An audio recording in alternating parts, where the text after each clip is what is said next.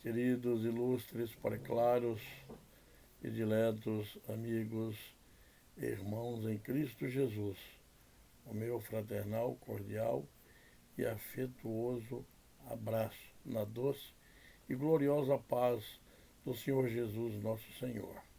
Alegria para o meu coração estarmos juntos mais uma vez para meditarmos na gloriosa, inerrante, maravilhosa, inigualável e majestosa palavra do Senhor nosso Deus. Desta feita, eu quero meditar convosco em um tema substancial, relevante para as nossas vidas, que traz o seguinte tema: a revelação da justiça de Deus. Estamos no dia 23 de agosto, nesta tarde de inverno, onde os termômetros marcam 20 graus, ou melhor, 18 graus, com sensação de 15, aqui na capital bandeirante, mormente, no bairro do Tatuapé. Às 14 horas e 40 minutos, estamos convosco para esta gravação. De antemão, eu quero agradecer a sua atenção, o seu carinho. De antemão, eu quero agradecer a sua prestimosidade. Quero louvar a Deus por sua vida, que está me assistindo, e dizer que me sinto honrado por ter você deixando o seu like e se inscrevendo no nosso canal para a glória de Deus nas nossas vidas. Romanos, capítulo 3, versículos 21 a 26, versa da seguinte maneira: mas agora se manifestou sem lei a justiça de Deus, tendo o testemunho da lei e dos profetas, isto é, a justiça de Deus pela fé em Jesus Cristo, para todos e sobre todos os que creem, porque não há diferença, porque todos pecaram e destituídos estão da glória de Deus, sendo justificados gratuitamente pela sua graça, pela redenção que há em Cristo Jesus, ao qual Deus propôs para propiciação pela fé no seu sangue, para demonstrar a sua justiça pela remissão dos pecados dantes cometidos sob a paciência de Deus, para a demonstração da justiça neste tempo presente, para que ele seja justo e justificador daquele que tem fé em Jesus. A nossa introdução, podemos dizer, todos seres humanos de todas as raças e classes sociais, de todos os credos e culturas, tanto judeus como gentios, imorais e moralistas, religiosos e ateus, todos sem exceção são pecadores, culpados, indesculpáveis e sem defesa diante de Deus. Eis o quadro terrível e desolador com que Paulo descreve a situação da raça humana em Romanos 1, 18 e 3 e 20. Sem um raiozinho de luz, nenhuma fagulha de esperança, sem a mínima perspectiva de socorro. Mas agora, enfatiza Paulo, interrompe Paulo de súbito, o próprio Deus interveio. Agora, entre aspas, parece ser uma referência marcada por 3 dimensões. Uma, lógica, a elaboração do argumento. Uma cronológica, o momento presente. E outra escatológica, chegou um novo tempo. Depois da longa e escura noite, raiou o sol. Amanhece um novo dia e o mundo é inundado de luz. Mas agora se manifestou a justiça que provém de Deus, independente da lei, diz o versículo 21 na parte A. É uma revelação totalmente nova, centralizada em Cristo e sua cruz, se bem que dela testemunham a lei e os profetas, diz o versículo 21, parte B, em previsões e prefigurações parciais. E assim Paulo contrasta a injustiça de uns e a autojustificação de outros, com a justiça de Deus, em contraposição à ira de Deus sobre quem pratica o mal. Romanos 1, versículo 18, 2 e 5, 3 e 5. Ele anuncia a graça de Deus, que envolve os pecadores que creem. Diante do julgamento, apresenta-nos a justificação. Paulo começa retratando a revelação da justiça de Deus na cruz de Cristo e lançando os alicerces para o evangelho da justificação. 3, 21, 26. Em seguida, defende o seu evangelho contra as críticas dos judeus, 3, 27 a 31. E finalmente ilustra-o através da vida de Abraão, que foi ele mesmo justificado pela fé, tornando-se assim o pai espiritual de todos os que creem.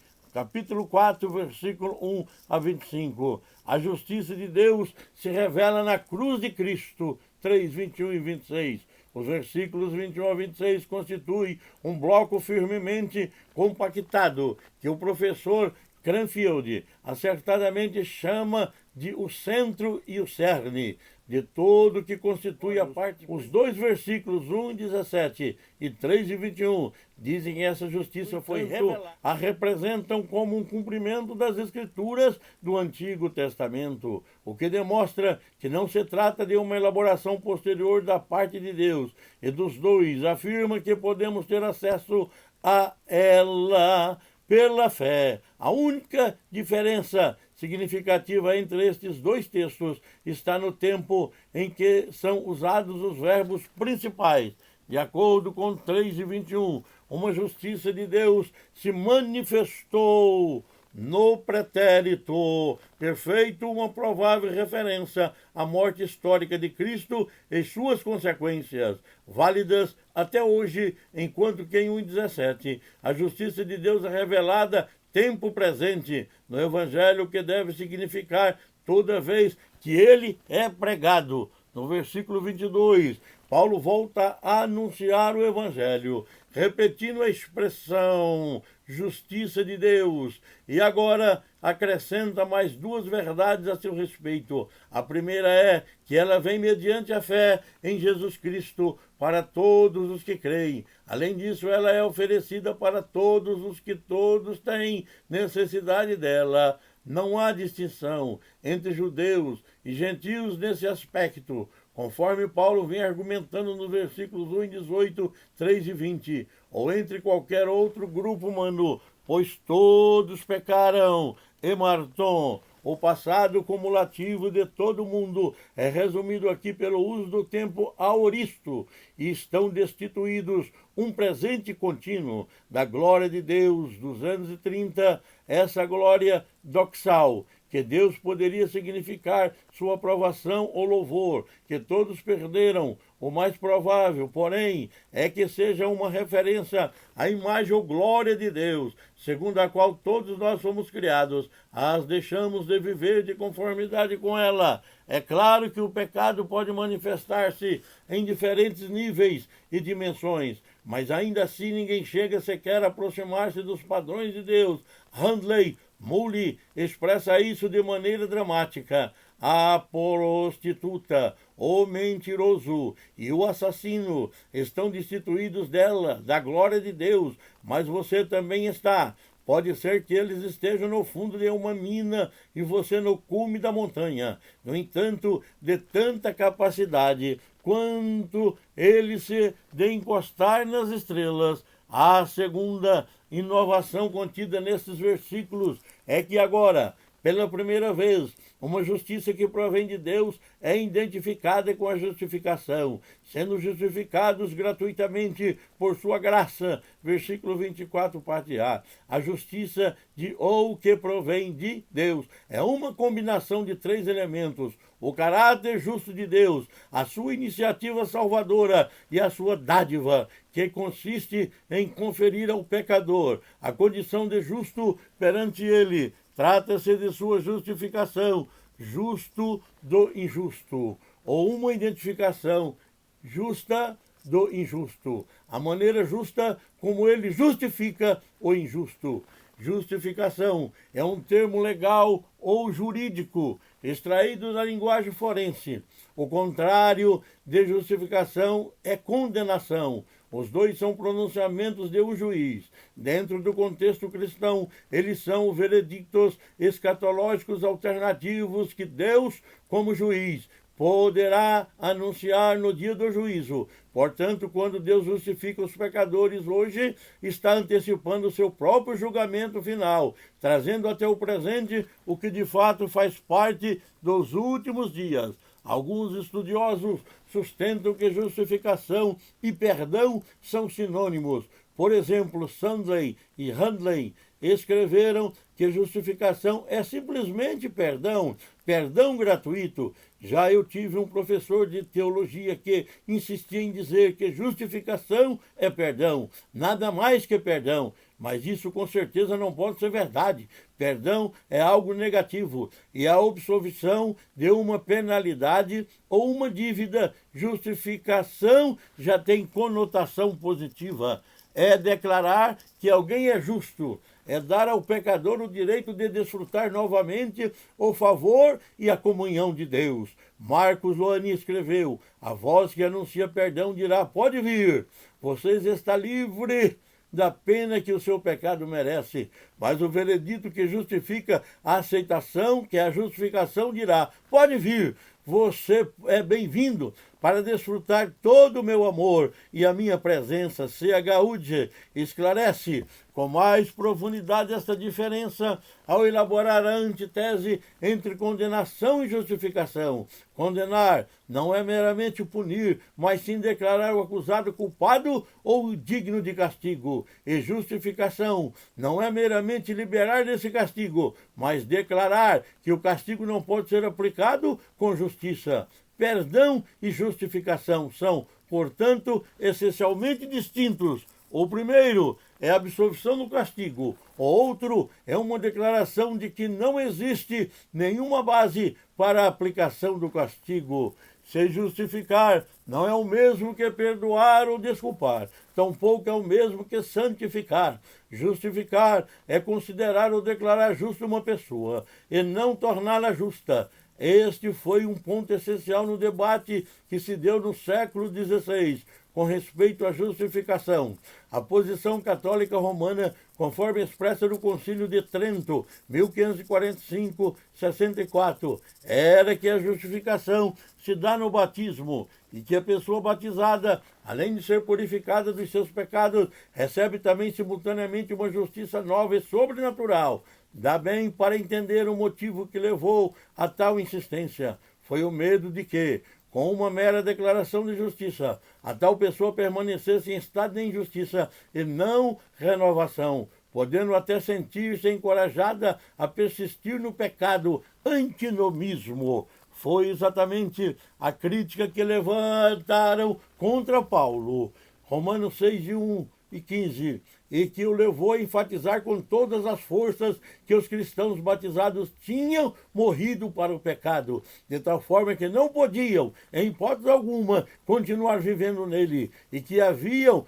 ressuscitado para uma nova vida em Cristo, ou, em outras palavras, a justificação, um novo status, e a regeneração, um novo coração, aleluia. Embora não sejam idênticas, são simultâneas. Todo crente justificado foi também regenerado pelo Espírito Santo e, dessa forma, destinado à santificação constante. Ou, se quisermos citar Calvino, ninguém pode ostentar a justiça de Cristo sem a regeneração. Ou então o apóstolo sustenta que quem pensa em Cristo nos confere justificação gratuita, sem nos dar novidade de vida, está vergonhosamente dividindo Cristo em pedaços.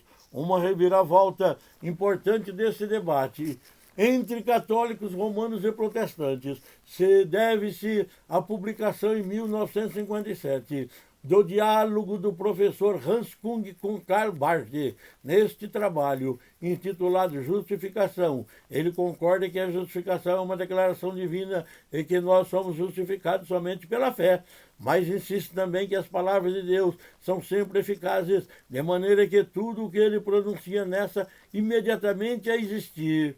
Portanto, quando Deus diz a alguém, você é justo, ele diz, o pecador é justo.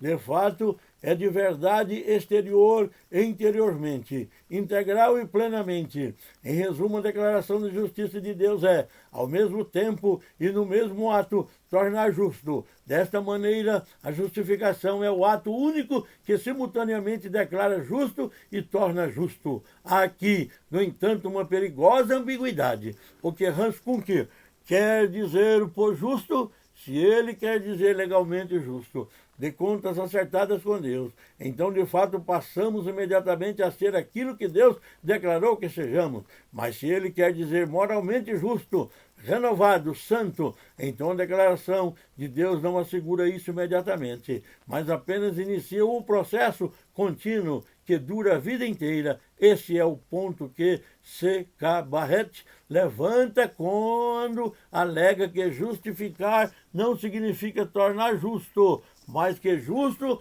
significa não virtuoso, mas correto, limpo, inocentado na corte de Deus. Voltando agora ao texto de Romanos, e em particular nos versículos 24 a 26, Paulo ensina 3 verdades básicas sobre a justificação. Primeiro, a sua fonte, de onde ela se origina. Depois, a sua base, em que ela se sustenta. E, em terceiro lugar, o meio pela qual ela é recebida. A fonte da justificação, Deus é a sua graça. Qual é a fonte da justificação? Deus e a sua graça. Nós somos justificados gratuitamente por sua graça. Versículo 24. Uma verdade fundamental no Evangelho da salvação consiste em que a iniciativa da salvação deve-se, do início ao fim, a Deus o Pai. Qualquer formulação do Evangelho que tire a iniciativa de Deus e atribua a nós ou mesmo a Cristo já não é mais bíblica. Nós, com toda certeza, não tomamos a iniciativa, pois éramos pecadores, culpados e condenados, sem saída nem esperança. Tampouco Jesus Cristo quem tomou a iniciativa, no sentido de fazer algo que o Pai relutava ou não estava disposto a fazer. Não há dúvida que Cristo veio por sua própria vontade e se entregou gratuitamente. Mesmo assim, ele o fez em submissão à iniciativa do Pai. Aqui estou no livro, está escrito a meu respeito, diz o Senhor, vim para fazer a vontade, ó Deus, a tua vontade. Quem deu o primeiro passo, portanto, foi Deus o Pai.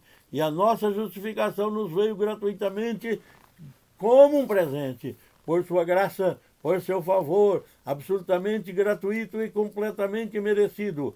Graça é isso aí. Deus amando, Deus se humilhando em favor de nós, Deus vindo nos resgatar, Deus se entregando generosamente em Jesus Cristo e por intermédio dele, aleluia. Parte B, a base da nossa justificação é o quê? Cristo e sua cruz, aleluia.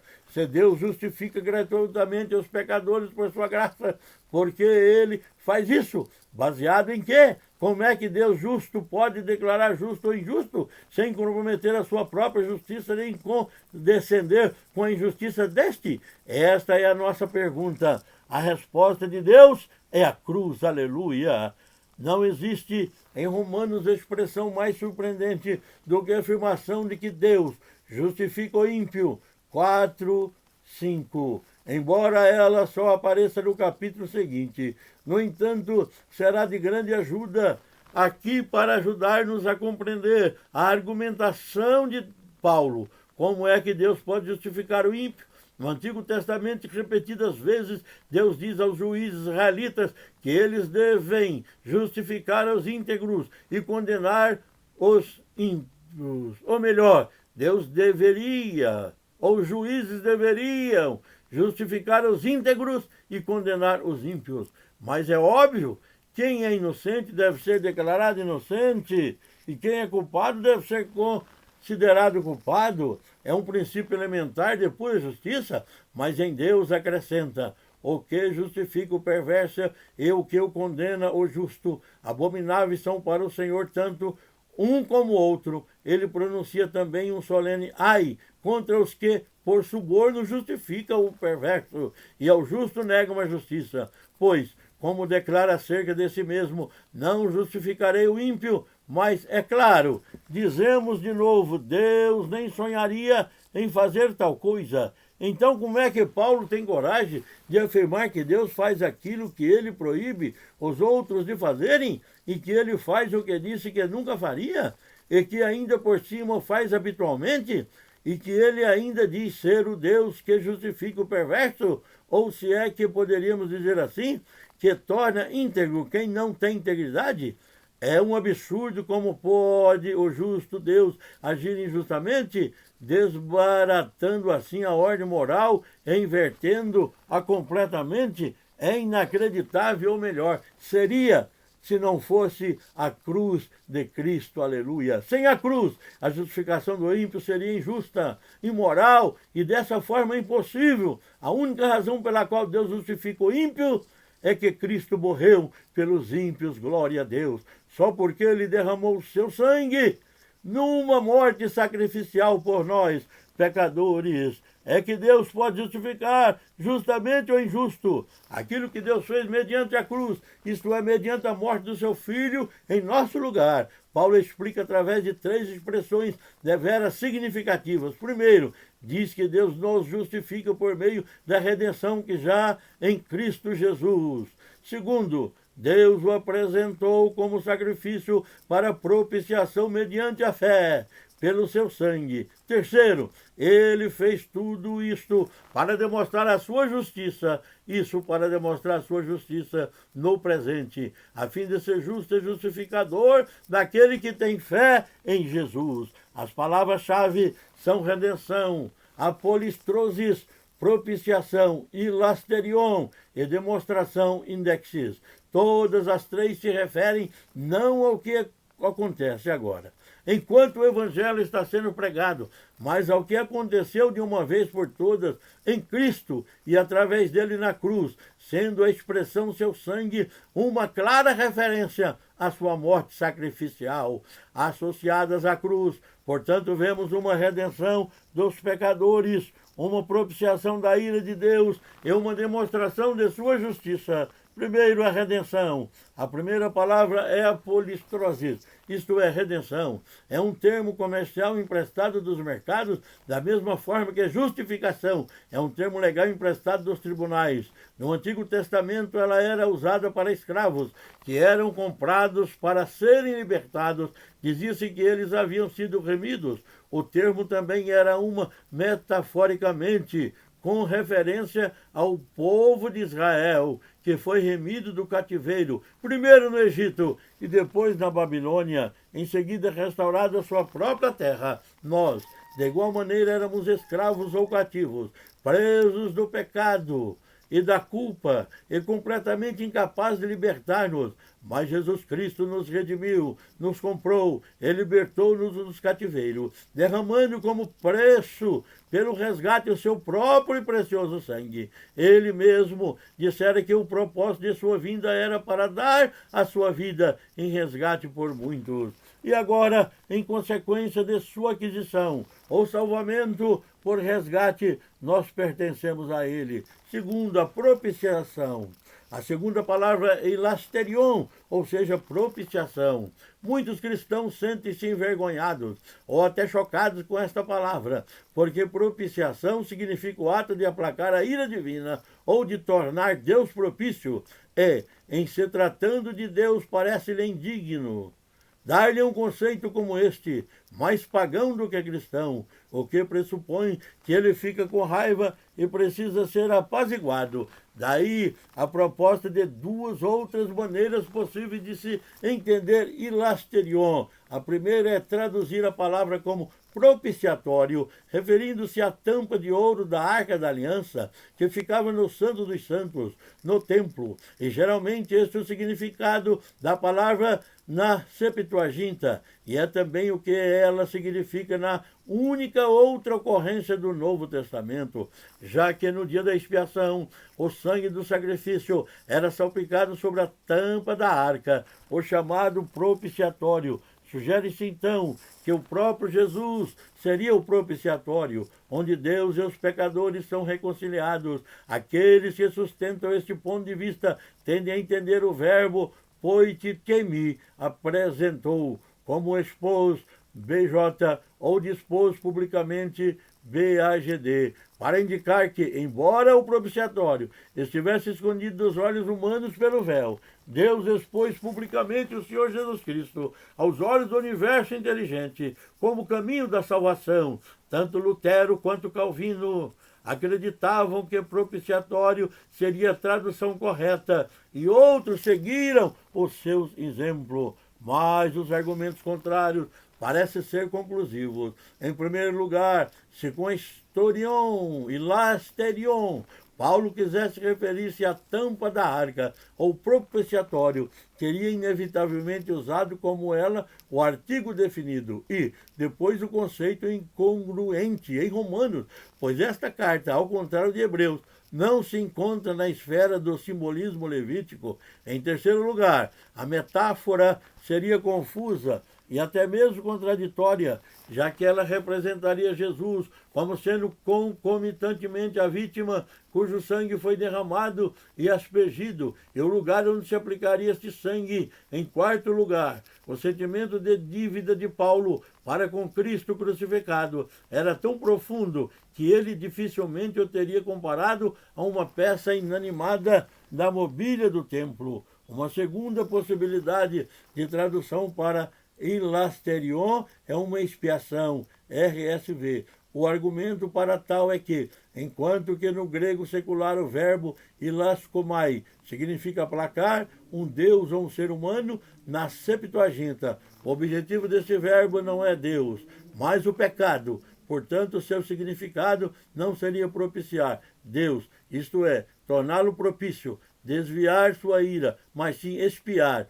o pecado, isto é, anular o pecado ou acabar com a profanação. C.H. Drude, a quem geralmente se associa esta posição, é que, como editor e tradutor da Bíblia, evidentemente influenciou outros tradutores nesta direção. Escreveu que os atos expiatórios tinham como que o valor, digamos, de um desinfetante. Assim, a versão da BLH diz que Deus ofereceu Cristo como sacrifício para que, pela sua cruz, ou pela sua morte na cruz, Cristo se tornasse o meio de as pessoas receberem o perdão dos pecados. A principal razão pela qual essas posições ou oposições não são satisfatórias é pela qual é necessária uma referência à apropriação e o contexto. Nesses versículos, Paulo descreve a solução de Deus para a condição humana. O problema não é só o pecado, mas também a ira de Deus sobre o pecado.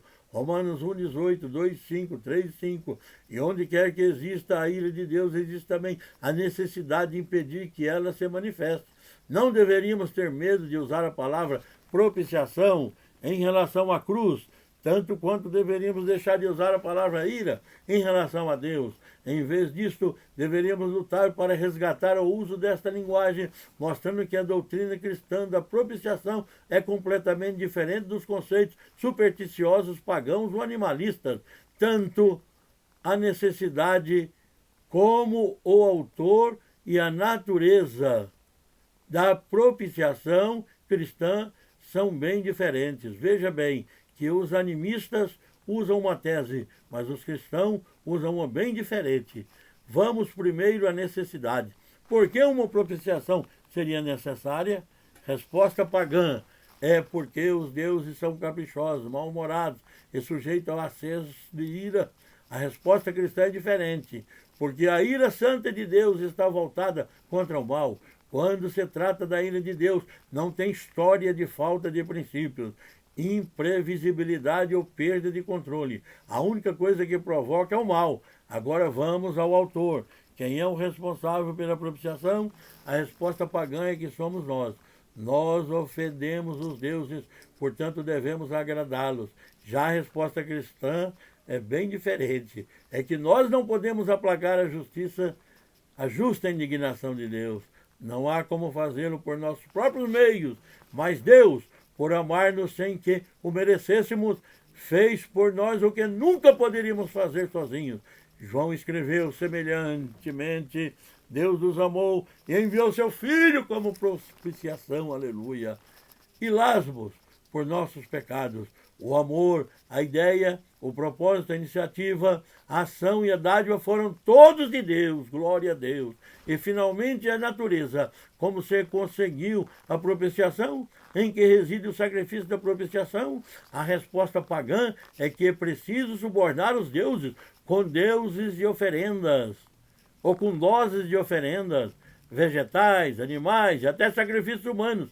O sistema sacrificial do Antigo Testamento era completamente diferente, já que todos sabiam que o próprio Deus havia dado o sacrifício para o seu povo fazer expiação. Isso está inegavelmente claro da propiciação cristã. Pois Deus deu seu próprio Filho, aleluia, para morrer em nosso lugar. E ao dar o seu Filho, deu-se Ele mesmo por nós, glória a Jesus. Romanos 5, 8, 8, 32. Em suma, seria difícil exagerar no que diz respeito às diferenças entre a visão cristã e a pagã de propiciação. Na perspectiva pagã, os seres humanos tentam, através de suas ofertas desprezíveis, aplacar o mau humor de suas divindades oferecidas. De acordo com a revelação cristã, o próprio amor incomparável de Deus aplacou a sua própria ira santa ao dar seu próprio Filho amado, glória a Jesus, que tomou o nosso lugar, assumiu os nossos pecados e morreu a nossa morte. Assim fazendo, Deus mesmo entregou a si mesmo para salvar-nos dele mesmo, glória a Deus. Este é o justo fundamento em que se baseia a justiça de Deus para justificar os injustos. Sem compreender a sua justiça, Charles Crefeld expressou isso com cautela e eloquência. Deus, porque em sua misericórdia desejava perdoar os homens pecadores, e por ser verdadeiramente misericordioso, desejoso de perdoá-los, isto é, sem de maneira alguma desconsiderar o seu pecado, propôs-se voltar contra si mesmo, na pessoa do seu Filho, todo o peso daquela justa ira que eles mereciam. O professor Crefeld volta a este assunto no seu ensaio final sobre a morte e ressurreição de Jesus Cristo. Conforme o seu argumento, o propósito de Deus ao fazer da morte de Jesus Cristo um sacrifício de propiciação foi para que ele pudesse justificar os pecados justamente, isto é, de uma maneira tal que fosse inteiramente digna do seu caráter de Deus, verdadeiramente amoroso e eterno, pois, caso ele se limitasse a meramente perdoar os pecados deles, estaria com isso comprometido com a mentira de que a maldade moral não importa, e dessa forma estaria violando sua própria verdade e zombando dos homens, proporcionando-lhes uma certeza vazia e mentirosa que eles, na sua total humanidade, acabariam descobrindo ser uma miserável fraude. Glória a Deus, mas foi o contrário, viu? Demonstração. Até que aqui nós vimos duas palavras usadas por Paulo para descrever a cruz. São elas apolistrosis, redenção, e ilasterion, sacrifício de propiciação. Vamos agora à terceira palavra, que é indexis, demonstração. Afinal, a cruz foi uma demonstração ou revelação pública, assim como uma conquista, além de concretizar a propiciação de Deus e a redenção dos pecadores. Ela também vindicou a justiça de Deus. Ele fez isso para demonstrar a sua justiça. Isso para demonstrar a sua justiça, 25 e 26, para podermos entender a forma que tomou esta demonstração da justiça de Deus. Precisamos perceber o contraste deliberado que Paulo estabelece entre os pecados anteriormente cometidos, os quais em sua tolerância havia deixado impunes, versículo 25b. E o tempo presente, na qual Deus agiu a fim de ser justo e justificador, 26, parte A. É um contraste entre o passado e o presente, entre a tolerância divina que adiou o julgamento e a justiça divina que o exigia, entre deixar impunes os pecados anteriores cometidos, o que faria Deus parecer injusto, e a punição deles na cruz, pela qual Deus demonstrou a sua justiça, aleluia. Isto é, Deus deixou impunes os pecados de gerações passadas, permitindo que as nações seguissem seus próprios caminhos e não levando em consideração a sua ignorância, não porque houvesse qualquer injustiça de sua parte, ou por uma atitude de conveniência com o mal, mas sim em virtude de sua paciência, BLH, e só porque tinha firme intenção de, na plenitude dos tempos, dar a estes pecados o devido castigo por meio da morte do seu próprio Filho. Essa era a única maneira pela qual ele podia, ao mesmo tempo, ser justo, demonstrar a sua justiça e ser justificador daquele que tem fé em Jesus Cristo. Glória a Deus!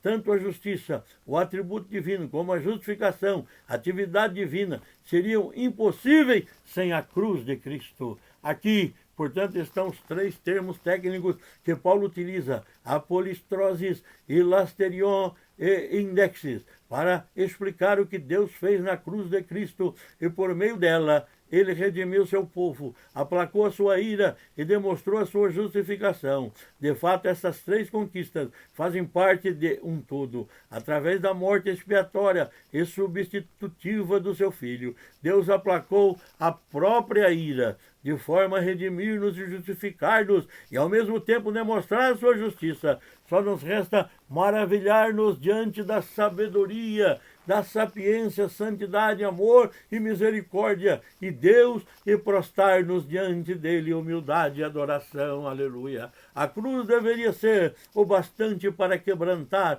o mais duro e derreter o mais insensível dos corações. Agora que vimos que a origem da nossa justificação é a graça de Deus e que ela se baseia na cruz de Cristo, vamos considerar o meio pelo qual somos justificados. C. O meio da justificação, que é a fé. Por 3 vezes, neste parágrafo, Paulo ressalta a necessidade da fé, mediante a fé em Jesus Cristo para os que creem, 22, mediante a fé pelo seu sangue, 25, ou mais provavelmente pelo seu sangue a ser recebido pela fé, e Deus é justificador daquele que tem fé em Jesus Cristo, versículo 26.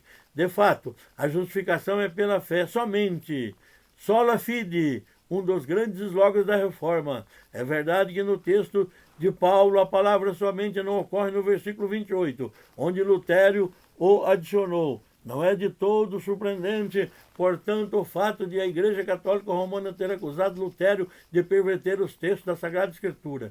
Mas Lutero estava seguindo Orígenes, bem como outros pais da Igreja, que haviam semelhantemente introduzido a palavra somente. O que os levou a fazer isto foi um verdadeiro instinto, longe de falsificar ou distorcer o que Paulo queria dizer. Eles o estavam aclarando e enfatizando. O mesmo se passou com John Wesley, que escreveu que confiava em Cristo, somente em Cristo, para a salvação. A justificação é somente pela fé, somente em Cristo, somente através da fé, aleluia. Além do mais, é de vital importância afirmar que nada existe de mérito na fé, e que quando dizemos que a salvação é por fé e não por obras, não estamos colocando um tipo de mérito na fé, em lugar do outro, obras. Assim como a salvação não é nenhum empreendimento corporativo ou cooperativo entre Deus e nós, o qual ele entra com a cruz e nós contribuímos com a fé. Não, a graça não admite contribuições, e a fé é o contrário da autoestima. O valor da fé não reside nela mesma, mas inteira e exclusivamente em seu objeto, a saber, Jesus Cristo e este crucificado. Dizer que a justificação é somente pela fé é outra maneira de dizer que justificação é somente por Cristo. Glória a Deus. A fé é o olho que contempla, a mão que o recebe, a sua dádiva gratuita, a boca que bebe da água da vida. A fé abrange nada mais do que a joia preciosa que é Jesus Cristo, glória a Deus. Como escreveu Richard Huck, teólogo anglicano do século XVI, Deus justifica o que crê, não por causa do valor da sua crença, mas por causa do valor daquele de Cristo em que ele creu, aleluia. Versículo 41. A justificação cuja fonte é Deus e sua graça, cuja base é Cristo e a cruz, e cujo meio é somente a fé, completamente a parte das obras, constitui o cerne do Evangelho e é uma característica singular do cristianismo. Nenhum outro sistema, ideologia ou religião proclama um perdão gratuito e uma nova vida para aqueles que nada fizeram para merecê-los, mas que ao invés disso muito fizeram para merecer o julgamento. Pelo contrário, Todos os sistemas ensinam alguma forma de autossalvação, através das boas obras da religião, da piedade ou da filantropia. Já o cristianismo, em sua essência, nem mesmo é uma religião, é um evangelho. O evangelho, a boa nova de que a graça de Deus desviou sua ira, que o Filho de Deus morreu a nossa morte, carregou a nossa condenação. Aleluia. Que Deus tem misericórdia de quem não merece, e que a nós nada mais resta a fazer ou mesmo contribuir. A única função da fé é receber o que a graça oferece. A antítese entre graça e lei, misericórdia e mérito, fé e obras, salvação de Deus e salvação própria, é absoluta. Nós temos de escolher. Emil Brunner ilustrou vividamente essa antítese, que segundo ele a diferença é entre subir e descer. A questão decisiva, mesmo ele descreveu, é a direção do movimento. Os sistemas não cristãos imaginam o homem movendo-se em direção a Deus. Lutero disse que meditar é elevar-se à majestade nas alturas. De semelhante forma, o misticismo acredita que o espírito humano pode flutuar nas alturas em direção a Deus. O mesmo se passa com o moralismo e também com a filosofia, o otimismo autoconfiante de todas as religiões não cristãs. É muito parecido. Nenhum deles vê ou sente o abismo que estende entre o santo Deus e os seres humanos, pecadores e cheios de culpa. Só quando vislumbramos isso é que percebemos a necessidade, aquilo que o Evangelho proclama, que é o mover-se de Deus, a sua livre iniciativa de graça, o seu movimento descendente, o seu surpreendente ato de condescendência, parar na beira do abismo, atingir o ápice do desespero, por jamais conseguir atravessar. Esta é a indispensável anticâmara da fé. Aleluia! Glória a Deus! Que Deus nos ajude, que Deus nos abençoe. Oremos agora para agradecer ao Senhor por esses momentos ímpar que passamos meditando em sua palavra. Amado Deus, glorioso Pai, eterno Senhor e Salvador, em Tua santa e majestosa presença estamos, ó Senhor, tendo o privilégio e a oportunidade de ministrar a Tua palavra. Agora queremos Te pedir, Senhor, ó Pai, através da morte do Senhor na cruz do Calvário, através da fé que o Senhor tem incutido em nossos corações, que possamos ter, ó Deus, o aprimoramento da nossa fé, das nossas vidas espirituais. Abençoe o meu ouvinte, abençoe o meu irmão, abençoe o meu amigo, abençoe o meu familiar. Abençoe agora, Senhor, os meus diletos e queridos, diletas e queridas que estão, Senhor, na audiência deste vídeo. Entra com providência de cura aonde eles merecerem e precisarem. Entre com providência, Senhor, ó meu Deus, de abastecer o lar, a casa daqueles que estiverem necessitando de alguma coisa. O Senhor é o Jeová Jireh, o Deus que provê. O Senhor é o Jeová Rafá, o Deus que sara. Quantas vidas o Senhor tem curado, quantas pessoas o Senhor tem abençoado. Ó Deus querido, nesta crise pandêmica, ou melhor, nessa crise pandêmica, nós estamos vendo, ó Deus, o Senhor agindo em tantas vidas, abençoando, curando, renovando, abençoando o teu povo. Quantas vezes o diabo quis fechar as igrejas, quantas vezes Satanás quis fechar os templos, mas o Senhor tem aberto portas nas mídias, nas redes sociais, na internet, e milhões estão sendo alcançados com a gloriosa palavra, ó, que pode realmente conscientizar o homem da justiça e do pecado. Que a tua justiça seja revelada cada dia mais. Que as pessoas se humilhem cada dia mais. Que as pessoas entreguem os seus corações ao Senhor, recebam ao Senhor como único e suficiente Salvador, esperando, Senhor, ir morar na glória contigo. Abençoe o nosso país. Abençoa, meu Deus, o nosso presidente da República, cada ministro. Ah, meu Pai, Congresso Nacional, cada integrante do mesmo. Abençoa, meu Pai, os governadores, prefeitos. Abençoa, Senhor, os deputados federais e estaduais. Abençoa, meu Pai, os vereadores. Ó Deus, guarda também, ó Pai, o teu povo. Guarda a nossa igreja. Abençoa os nossos líderes. Pastor José Wellington Bezerra da Costa. Pastor José Wellington Costa Júnior. Abençoa, Pai, o corpo ministerial. A diretoria da nossa CGDB, Convenção Geral da nossa CGADB. Abençoa, Pai, também a nossa Confradesp, Convenção Estadual, a nossa CPAD, a editora do nosso povo, Senhor. Guarde as nossas vidas, Pai. Guarde os nossos familiares, perdoe os nossos pecados e receba, Pai, o nosso agradecimento, o pleito das nossas almas, pelas bênçãos que já recebemos e por aquelas que advirão através da nossa fé em Ti. Nós te louvamos, nós te bendizemos, glorificamos e magnificamos o teu nome, Deus Santo, em nome de Jesus Cristo, teu Filho amado, que vive e reina para sempre. Amém. Querido e querida, deixe o seu like, se inscreva no nosso canal se ainda não se inscreveu, para ser abençoado. Receba minha gratidão, em nome de Jesus. Um beijo no coração do pastor José Fernandes Filho.